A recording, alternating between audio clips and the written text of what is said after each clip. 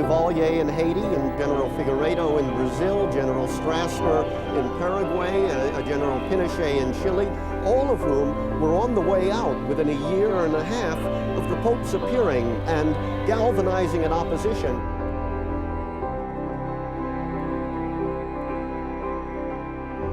He would often say to the young people, I haven't come just to speak to you, I've come to listen to you and to hear your questions. And in fact, he united the young people of the world.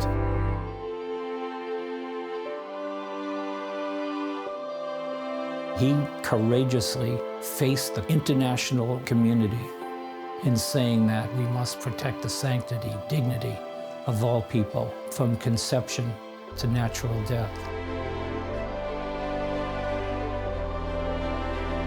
John Paul II saw the Western Hemisphere as the subject of a single great act of evangelization. And he wanted us to think together about the new evangelization in the 21st century. John Paul II brought a great renewal of confidence, excitement, and joy to Christian life. We see this in World Youth Day in Denver, in Toronto. We also see a renewed call for human dignity, the gospel of life, the respect for indigenous people, a commitment with the poor throughout Latin America and North America.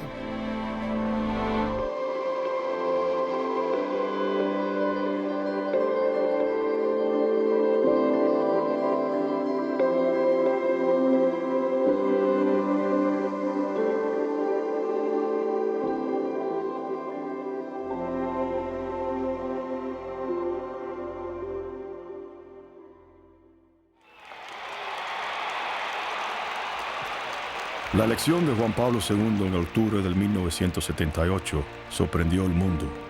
Era el primer no italiano electo al papado en más de 400 años. Este fue el primer indicio de que su papado sería diferente. I cardinali hanno chiamato un nuovo vescovo di Roma. Lo hanno chiamato di un paese lontano. From the first moments, he captivated the world. He didn't follow procedure, much like Pope Francis didn't follow procedure. He bonded himself.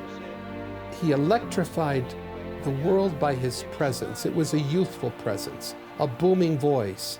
And he started to do things right away which were not in the schema, they were not in the recipe book, they were not in the playbook. He was not afraid to reach out. Non abbiate paura. Aprite, anzi spalancate le porte a Cristo, alla sua salvatrice potestà. Aprite i confini degli stati, i sistemi economici come quelli politici, i vasti campi di cultura, di civiltà, di sviluppo. Non abbiate paura. On the day that he said to the world, "Be not afraid," open wide the doors to Christ, the message was clearly that Christianity has an important place in the moral consciousness of every nation. And in a tremendous way, he restored the moral voice of the Pope in our time.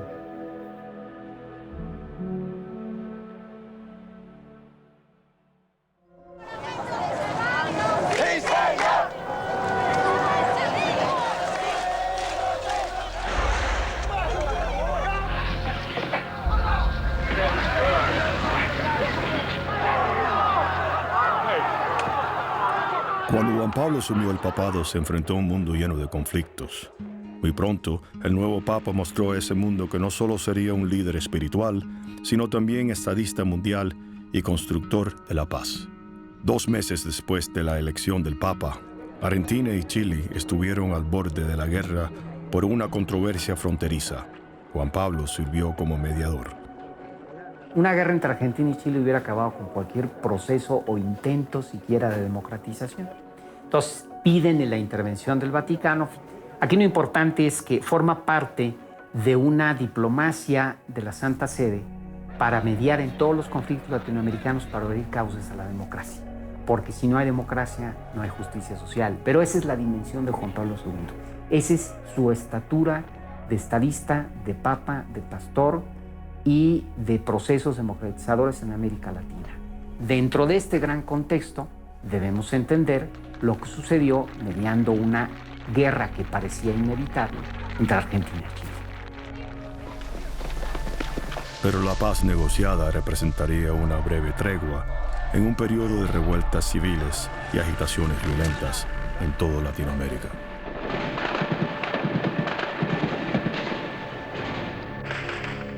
América Latina empieza a tener situaciones muy complicadas de regímenes militares totalitaristas que no creen en la dignidad de la persona humana y al mismo tiempo combatían contra, digamos, la infiltración marxista, regímenes marxistas que empezaron a surgir en el continente, que como tú bien sabes tampoco tenían un gran respeto por la dignidad humana. En ambos casos la Iglesia se encuentra metida en el medio.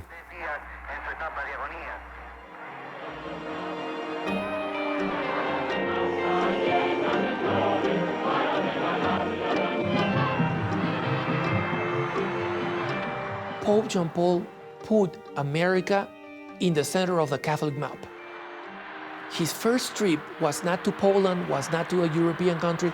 The first trip of his pontificate was to a Latin American country, was to Mexico.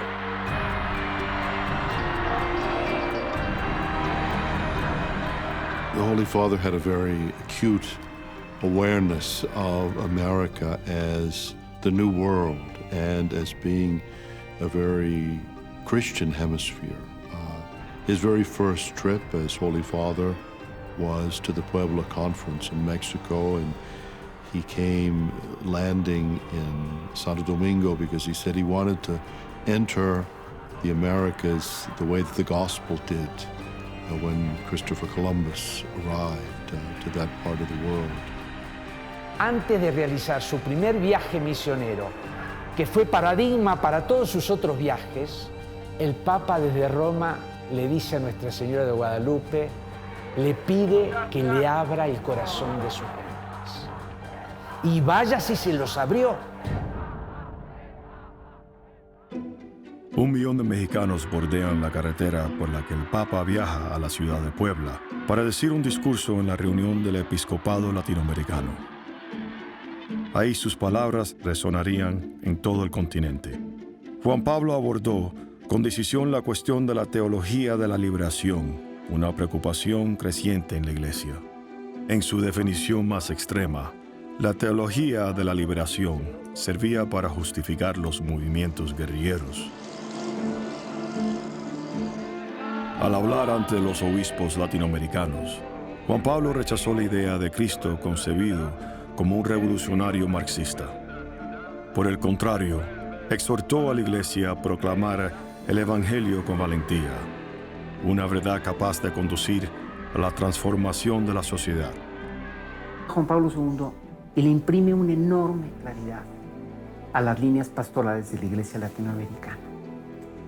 Esto es lo que yo creo que va a determinar el enorme éxito de la recepción del Concilio Vaticano II en América Latina.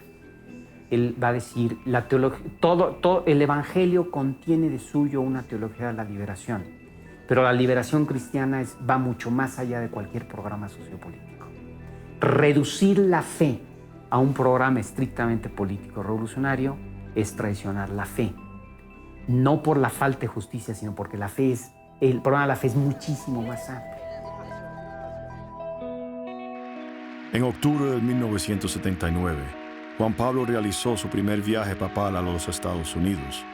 El enfoque de su visita sería la defensa de la dignidad de todo ser humano.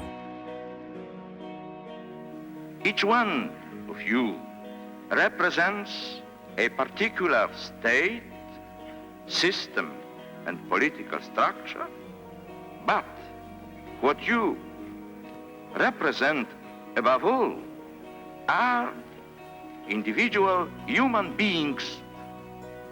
For this activity comes from man, is exercised by men, and is for men. That 1979 speech at the United Nations marked the moment, I believe, when the Catholic Church became the foremost institutional voice on the world stage for the defense of human rights and human dignity. He saw that what we were going to make of the 20th and 21st century was tied above all to what we made of the person and protecting that in all of its integrity.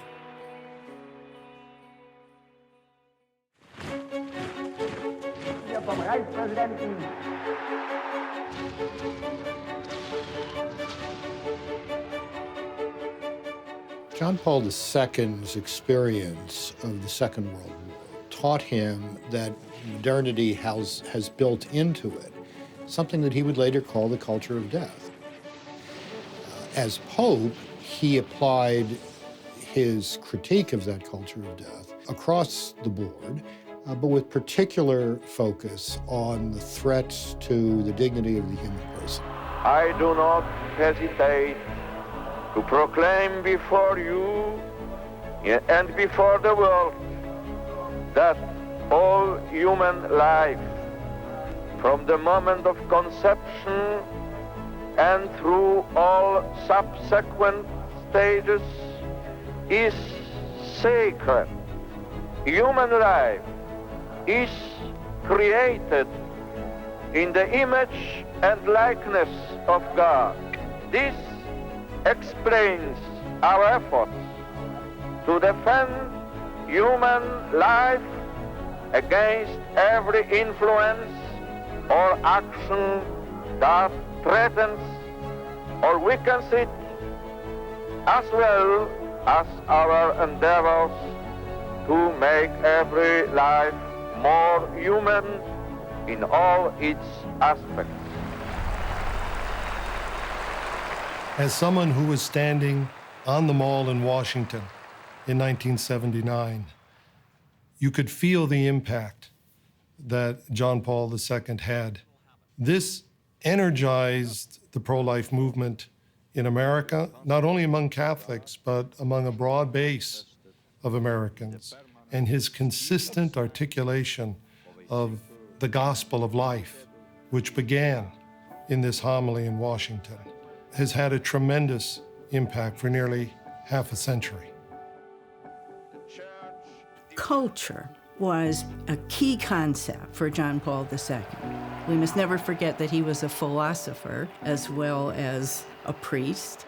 For him, culture is what holds up law and holds up governments. And he said 100 times in 100 different ways, if human life and human dignity aren't protected first in the culture, then they can't be protected in law. Era un talentoso teólogo, filósofo y lingüista, y un gigante a nivel internacional. El mayor don del juvenil Juan Pablo II fue su habilidad para comunicarse con todos los que encontraba. When you wonder about the mystery of yourself, look to Christ. And when you wonder about role in the future of the world, look to Christ. People have placed a lot of hope in you. The church needs you. The world needs you. I got his blessing, thank God. It's a moment I'll never forget. And what he does to us is we change our love, he changes our feelings. And I guess that's the way I feel. Pope's all right. Yeah, he's okay. You seem to be almost ready to cry. Yeah. I never saw a person who was able to connect with people as well as he could. And I asked him about it. I said, you have an extraordinary ability to communicate. He says that is very, very important because Christ had a great ability to communicate as well. And that's what we do. John Paul II, he loves you. He loves you.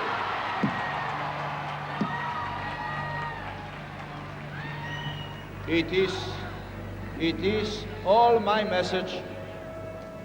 Finished.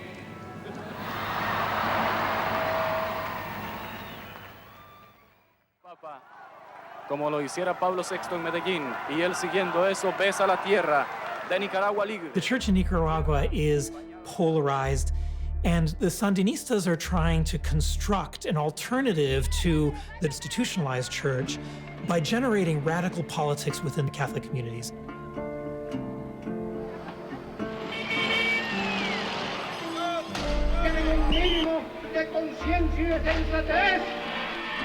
All the liberation theologians concentrated in Nicaragua because they thought Nicaragua was going to be our Eden, our heaven on earth. And some of those priests, actually 4 of them, accepted political positions under the Sandinista government. When he arrived, he knew that he will have 4 priest ministers in the Sandinista regime. And he had to greet them, but he only recognized Father Cardinal, who was a very iconic figure. Father Ernesto Cardenal wanted to kneel in front of Pope John Paul, and Pope John Paul giving some kind of nice approach or gesture to him. Mostrando que no permitiría ser manipulado por un régimen marxista, Juan Pablo amonestó públicamente al sacerdote, insistiendo que restaurara su posición en la iglesia. Several years later, Ernesto Cardenal would admit that he tried, he gave it a shot at manipulating the Pope, and he failed.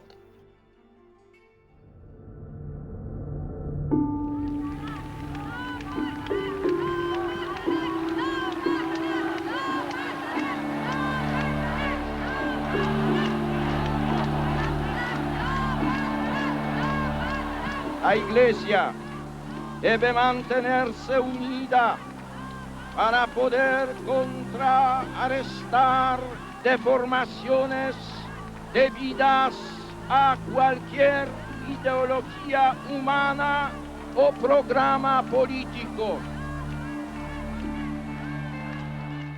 The Sandinista government in Nicaragua tried to make a mess out of the Pope's visit, particularly his Mass in Managua, the capital of the country, by chanting political slogans and whatnot. And he basically shut them up by calling for silence.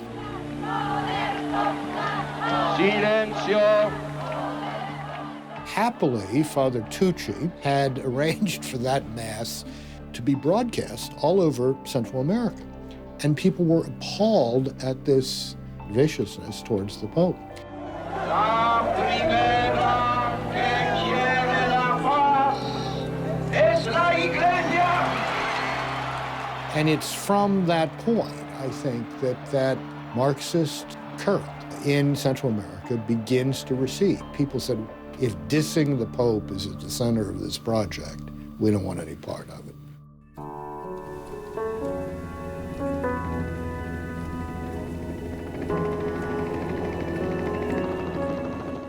En El Salvador, Juan Pablo se enfrentó a una nación desgarrada. La iglesia en El Salvador seguía desconcertada por el asesinato en 1980 del arzobispo Oscar Romero, un destacado defensor de los pobres que públicamente denunció los abusos a los derechos humanos. A pesar de preocupaciones sobre los vínculos de Romero con la teología de la liberación, Juan Pablo dejó claro que su martirio no sería olvidado. ¿Cuántas vidas nobles, inocentes, tronchadas, cruel y brutalmente? También de sacerdotes, religiosos, religiosas, e incluso Monseñor Oscar Arnulfo Romero. Pido que ningún interés ideológico pretenda instrumentalizar su sacrificio.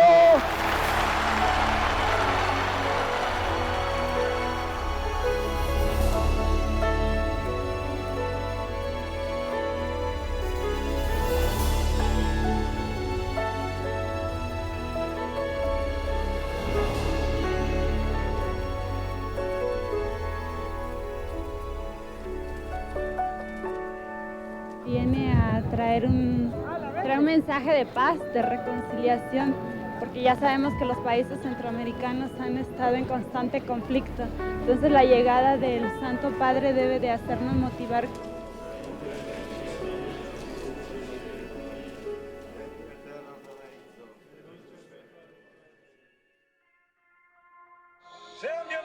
En Perú, Juan Pablo encontró un país en confusión. Sendero Luminoso, un grupo guerrillero conocido por su brutalidad, lo había sumergido en una sangrienta guerra civil. Llegó en tiempos difíciles, eran los tiempos de la violencia terrorista, y el gran mensaje que nos trajo el Santo Padre fue un mensaje de reconciliación, un mensaje muy valiente que el Papa Juan Pablo II lanzó a los terroristas en ese momento para que depusieran la violencia y se convirtieran al Evangelio.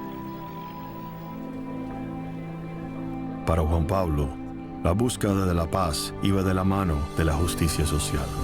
Pope John Paul II, on the third day of his visit to Brazil, spent the day with poor people. He told them that the Roman Catholic Church wants to be the church of the poor.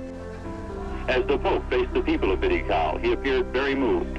Others could not hold back the tears. Pope John Paul challenged the military government to establish social equality. Then, John Paul gave his gold papal rings to the parish.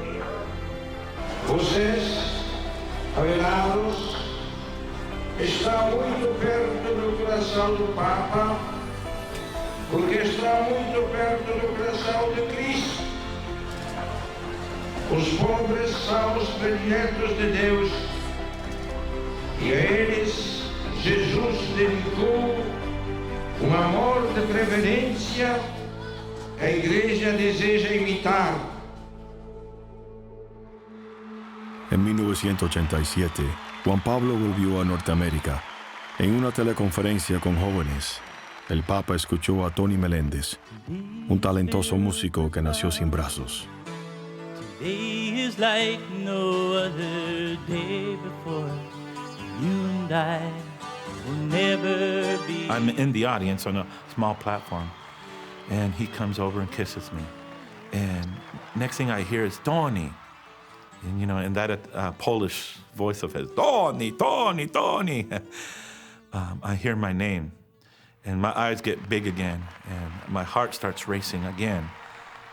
But he was to share a few words with me. Tony, Tony, you are giving hope to all of us. My wish to you is to continue of giving this hope to all the people. A pope kisses you, 6,000 people on their feet, a life-changing experience. I almost don't even have words because God's presence was so alive that day. Tony. You know, if someone was to ask me, Tony, what would you want to be called? Disabled, handicapped, what? And I always say, human, human. So the dignity of life is precious, beautiful, and because of this moment with John Paul II, now Saint John Paul, it's made me stronger as a man. Como líder en búsqueda de justicia y equidad, no olvidó a ningún grupo. Esto fue especialmente cierto de los pueblos indígenas.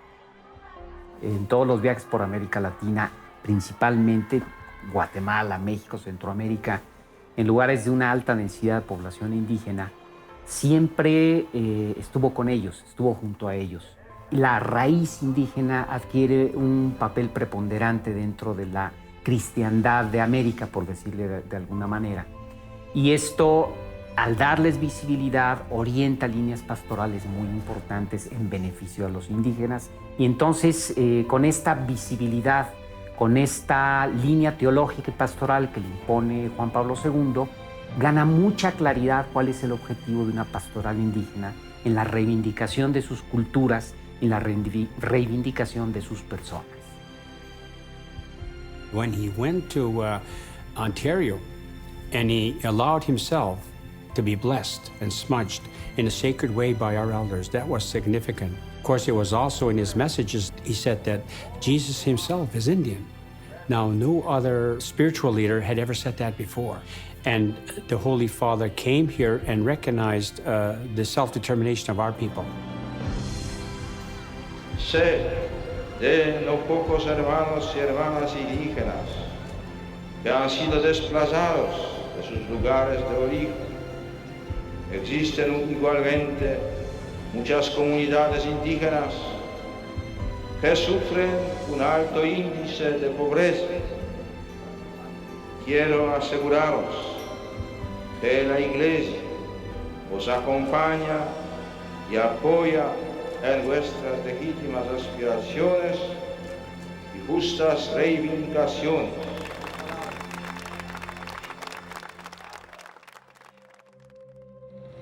En un mundo que rápidamente se transformaba ante los efectos de la globalización, Juan Pablo se mantuvo sin vacilar del lado del obrero. John Paul II was the first pope who had, in a sense, worked for a living. Karol Wojtyła spent 4.5 very difficult years as a manual laborer in Nazi-occupied Poland. And being the reflective person that he was, he drew out of that a very profound sense for the difficulties, the hardness of manual labor, but how even that can be transformed into an expression of human dignity. Por haber escrito las encíclicas, Padre Santo, del amor y excesis, solicitudes sociales, que es digno para nosotros una esperanza de fe. Los mineros queremos que se ponga este casco y sea un trabajador minero más de Gaddafi. It seems to me the heart of John Paul II is to recognize, first, the church isn't going to propose a third economic system, but the church is going to propose a new understanding of the human being, which leads to transformation in virtue, a transformation in community. That means proposing a third, but not as an economic system, but as a whole way of life.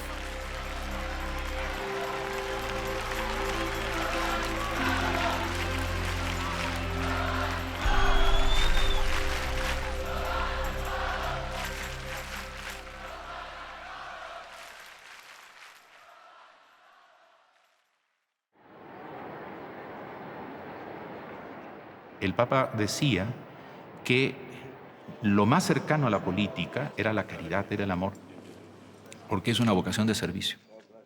Que al contrario, lo más lejano a la política es aquello con lo cual tendemos a identificarla, el poder. Dice, más cercana está la virtud de la caridad a la política que el poder. Y esto es, cuando se entiende así, la política se convierte en algo noble que sirve a la democracia y realmente a generar un ámbito de auténtica libertad y defensa de la dignidad de la persona humana. By putting the defense and promotion of human rights at the center of what any just government would be about, John Paul II sent very powerful signals that the church was going to stand with the forces of freedom and democracy. It was going to support revolutions of conscience in which people claimed the truth of their human dignity and put that at the center of their political activity. Last night, under a constant rain, 150,000 people heard the Pope deliver a strong denouncement on the Brazilian government's treatment of the worker. The Pope defended the right of workers to jobs, fair wages, and the right to organize. La apasionada defensa de los obreros de Brasil por Juan Pablo se convirtió en un acto de empoderamiento, ayudando a inspirar un movimiento pro-democrático que llevaría a la primera elección.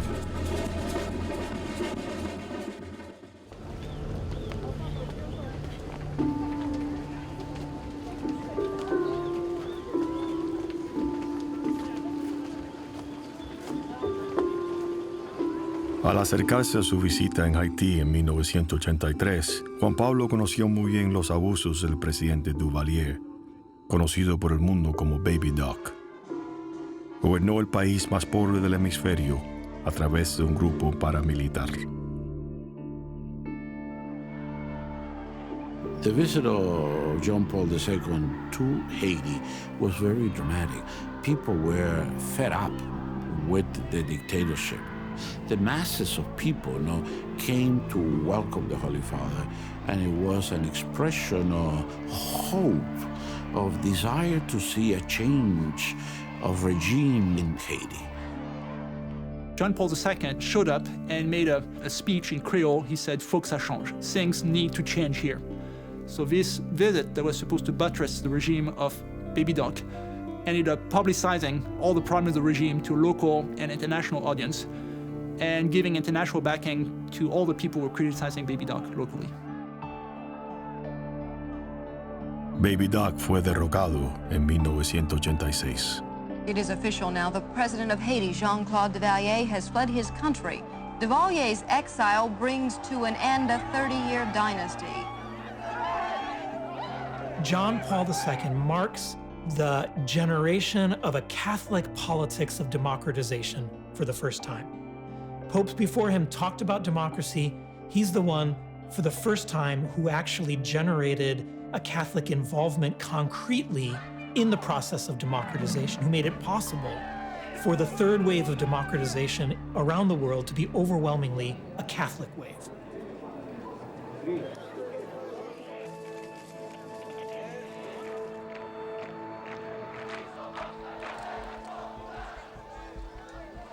En Chile, el general Pinochet gobernó con mano de hierro desde su golpe militar en 1973.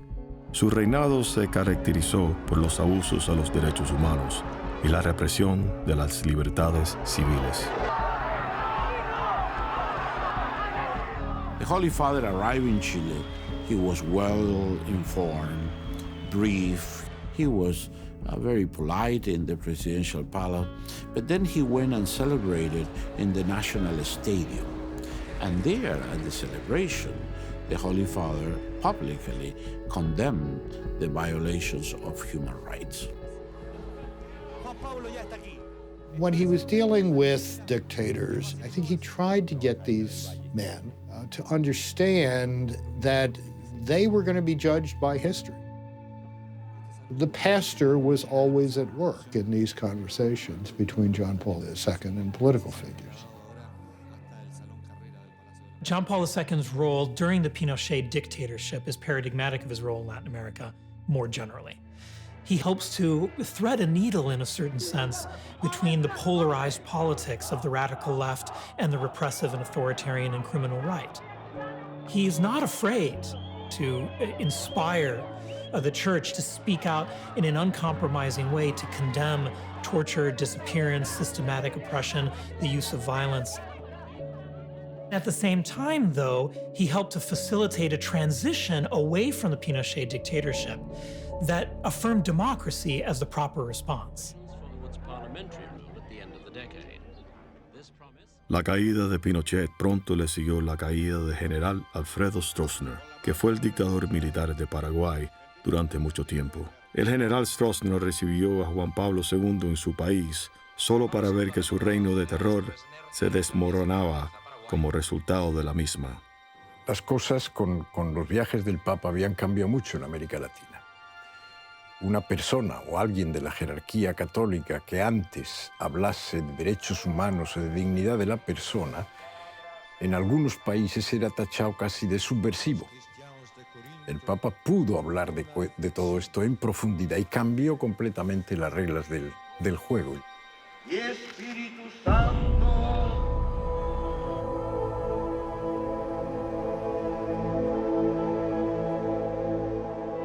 Para Juan Pablo II, la libertad religiosa no es un discurso, no es una idea bonita, no es solamente un civil right, es un asunto de vida o muerte.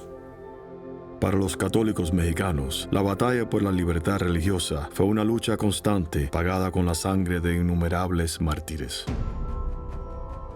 A lo largo del siglo XX, desde 1914 en adelante, México vive una situación de persecución religiosa. De 1914 a 1938 es una persecución abierta, violenta. muy violenta en algunos momentos, como la cristiada. Después de eso se da una larga persecución de baja intensidad. En el ámbito público se arriesgaba una carrera política, se arriesgaba una carrera profesional por mostrar una identidad católica. La presencia de Juan Pablo en México no solo animó a los creyentes, también estimuló al gobierno a replantearse su relación con la Iglesia. El Papa Juan Pablo II se convirtió realmente en el primer líder global de la historia. Eso despierta la conciencia en la clase política mexicana de que ya no es posible ignorar a la Iglesia Católica. La Iglesia Católica no solo no está dispuesta a quedarse en las sacristías, sino que va a salir a la calle y empieza una serie de negociaciones con el Estado mexicano. Esto culmina en la reforma constitucional de 1992, que le da reconocimiento civil, le da certeza jurídica a las iglesias. Juan Pablo II es, sin lugar a dudas, el profeta de la libertad religiosa en el mundo contemporáneo, y lo será para siempre.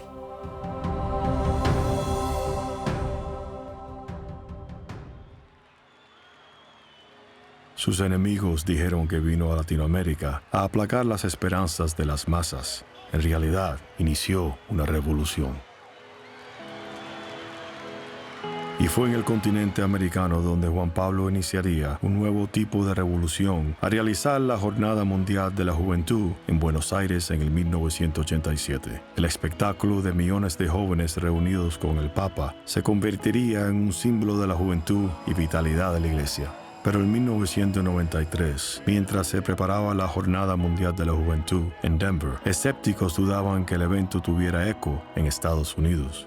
John Paul II went to Denver very deliberately in order to take World Youth Day to what he perceived to be a deeply secularized environment and see what would happen.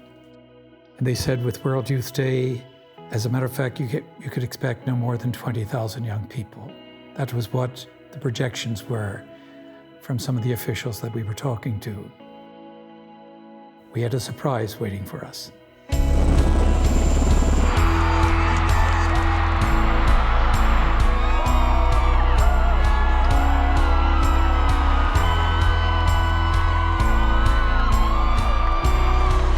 It was unforgettable. I mean, against this background that I've just described, we're suddenly transported into Mile High Stadium during a thunderstorm with 100,000 young people. And when the Holy Father arrived and experienced the magnificent response to his presence as the successor of Peter, he wept very quietly, but he wept. All of a sudden, out of the middle of nowhere, this helicopter just comes down. And I go, oh my God, pass me my camera.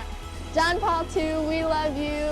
I mean, he had the crowd going, the crowd was laughing, and the crowd was cheering. And this was all kids who were my age. It makes me love being Catholic. I mean, it was transforming.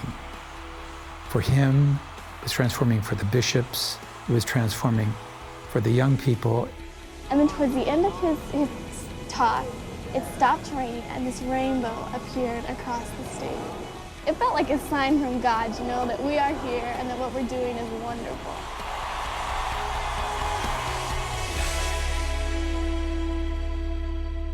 Before Denver, we had no seminaries. After Denver, 93, we now have 2 seminaries with a combined number of seminarians of 130. That would never have happened without the celebration of World Youth Day. I think it was his presence that just had such a great impact on me. What stands out most in my mind was when he was in the Popemobile and he was approaching, coming by, and when John Paul II looked at you and looked into your eyes, he was transmitting his love for you and the love of Christ. I just knew that I wanted to live for Christ. So I'd say it was the seed that was planted in World Youth Day in Denver in '93 that came to full blossom. I have always known that for the church and for the civil society, Young people constitute the hope of the future. He perceived the future of the church as being rooted in the East, in Poland, in East Europe, a church that had suffered. But after Denver, he said, it would be a revolution not only from the East, but from the young people of the West, as he saw the fervor that they had for Jesus and for the church. In '93 in Denver, when he challenged the young and challenged us all, and he said, woe to you if you do not defend life. Many of our sisters can trace their vocations to their encounter with Pope John Paul II in Denver. It's incredible, his impact. The liberating message of the gospel of life has been put into your hands. And the mission of proclaiming it to the ends of the earth is now passing to your generation.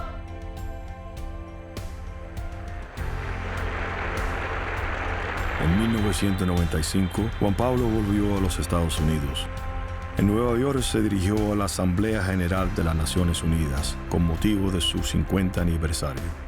Centró su atención en la importancia de los derechos humanos, basados en los principios morales absolutos.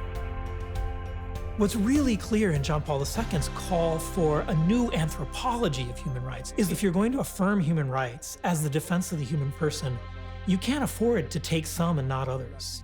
And so even though within the human rights movement it's unpopular to say that abortion really is a fundamental violation of human rights, he's uncompromising about saying we have to have the seriousness and the integrity to defend all human rights in an indivisible way. Da respuesta al miedo que ofusca la existencia humana al final del siglo es el esfuerzo común por construir la civilización del amor, fundada en los valores universales de la paz, de la solidaridad, de la justicia y de la libertad. One of John Paul II's greatest contributions is his vision of the human person as a being created out of love and created for life. That was the informing principle of John Paul II's pastoral mission as Pope. And therefore, John Paul II called us to come together in solidarity to build a civilization of love.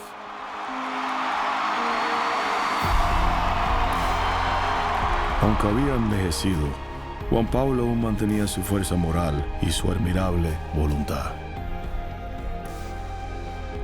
Nunca se observó mejor que en su histórico viaje a Cuba en 1998.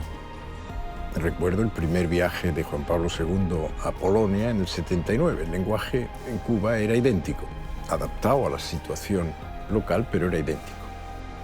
Yo creo que fue un mensaje de esperanza, un mensaje de derechos humanos, un mensaje de dignidad de la persona. Fue una reacción muy positiva. La Iglesia, al llevar a cabo su misión, propone al mundo una justicia nueva, la justicia del reino de Dios. Aunque los tiempos y las circunstancias cambien, siempre hay quienes necesitan de la voz de la Iglesia.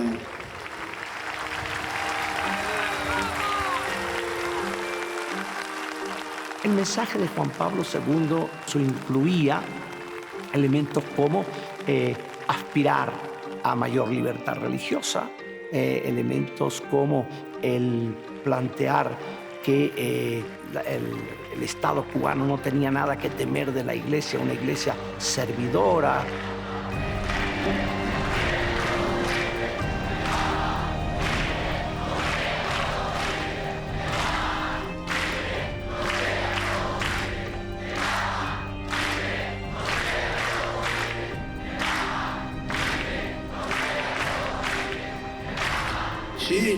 libres con esa libertad a la cual Cristo nos ha liberado. Aunque Castro se mantuvo en el poder después de la visita de Juan Pablo, Cuba nunca sería la misma. Se consiguieron muchas cosas. Por ejemplo, una mayor presencia social de la Iglesia. Se consiguieron facilitaciones para la educación del clero católico en la isla. Se restituyó en el calendario cubano una fiesta que desde los años 60 había sido borrada, que era la fiesta de Navidad. La gente se acercó a las iglesias de diversa manera, con mayor naturalidad, sin temor o con mucho menos temor, confiando que no solamente no tendrían ecos negativos esa presencia, sino que, digamos, respirarían con los pulmones más abiertos, más plenos, una nueva era de relaciones.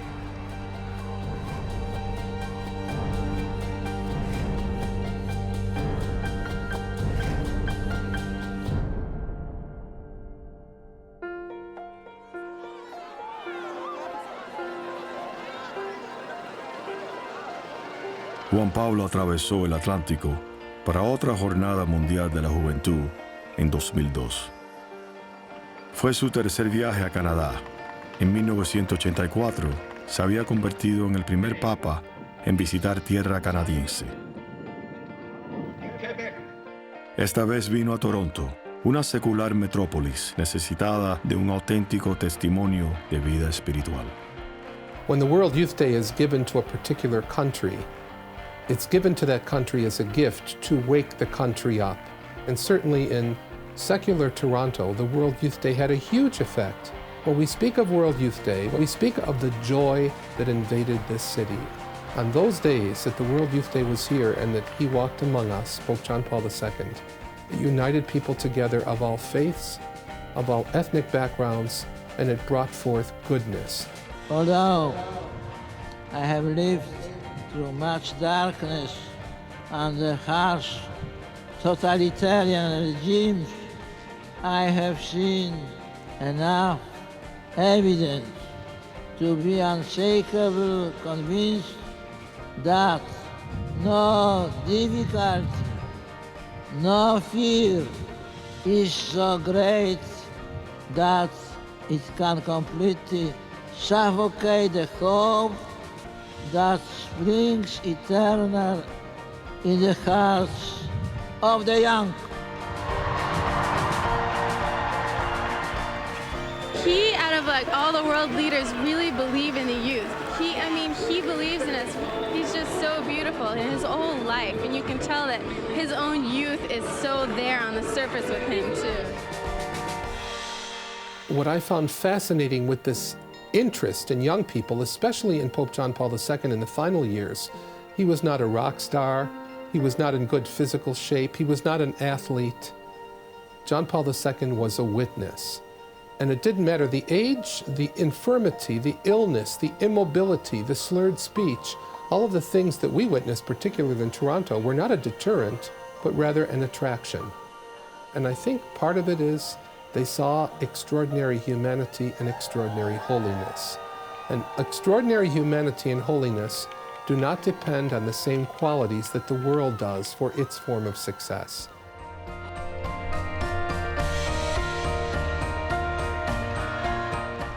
Las Jornadas Mundiales de la Juventud fueron solo un ejemplo de la unidad que soñó Juan Pablo. Su visión de una América unida bajo la guía de Nuestra Señora de Guadalupe adquirió una forma real en el documento Ecclesia in America. Ecclesia in America marks a decisive turning point in the history of the Church, especially in North America. Prior to this, most American Catholics looked to Europe. After Ecclesia in America, it is clear the Church in the United States, Catholics must also look south. And it was prophetic as well, because since that time, the great growth of the Catholic Church in the United States, for example, has been among Hispanics. And so the future, in so many ways, of Catholicism is interlinked in a way we did not perceive before John Paul II and Ecclesia in America. The Holy Father's vision underscored the need for a greater sense of cooperation and closeness and communication between the churches of North and South America. Certainly, the massive migration from Latin America to the north has tied the continents together even more closely. Now, over half the Catholics under 30 years of age are Hispanic, and so this is a very important demographic for the future of the Catholic Church in the United States. Sociedades desarrolladas, sociedades con más posibilidades económicas tienen mucho que aportar a la tarea de la evangelización, pero también las sociedades, las comunidades más pobres tienen que aportar a las primeras el don de su fe, de su esperanza, el don de los valores de la vida cristiana. Vivimos una diversidad muy grande en América, y sobre todo entre América Latina, Estados Unidos y Canadá. Una diversidad muy grande, de todo punto de vista. Pero lo que es fundamental es que esa diversidad se encamine y se conjugue hacia la unidad. Para Juan Pablo, la fuente de esta unidad puede encontrarse en Nuestra Señora de Guadalupe, cuya milagrosa aparición a San Juan Diego resultó en la mayor conversión de almas en la historia. She is the beautiful mestiza woman. She is neither European nor is she indigenous. She is both. She is all of us, and all of us can claim her. There's nothing like the Guadalupe apparition, because when she came here, she came simply as a mother. Her message was a message of love. She came with the assurance that I am here. I am your mother. Yo vi a un polaco, Juan Pablo II, que a pesar de estar enfermo, débil y realmente en situación muy penosa, como todos sabemos, él quiso venir a besar la Virgen de Guadalupe. No solamente son la gente morena de mi pueblo. Yo he visto cómo americanos, como gente que tiene una raíz distinta, nos unimos como hermanos y comprendí cómo ella hace de tantos pueblos el único pueblo de Dios. En el 2002, Juan Pablo viajó a México para canonizar a San Juan Diego. Ahí, en la Basílica de Nuestra Señora de Guadalupe, el Papa Juan Pablo II nos dijo a quién le pertenecía su corazón. Me voy, pero no me voy. Me voy, pero no me ausento. Pues donde voy, de corazón me duele. With John Paul II, you have the directness of a personal witness that touched people's lives directly. Whether it was the young, dynamic, energetic Pope who was traveling around the world to open the doors to Christ, or whether it was the infirm, elderly, dying Pope, he used every means available to communicate the authentic witness of Jesus Christ. And having done that, year after year, in season, out of season, he has had a transformative effect, not only in the church, but also within the variety of national experiences in the Western Hemisphere.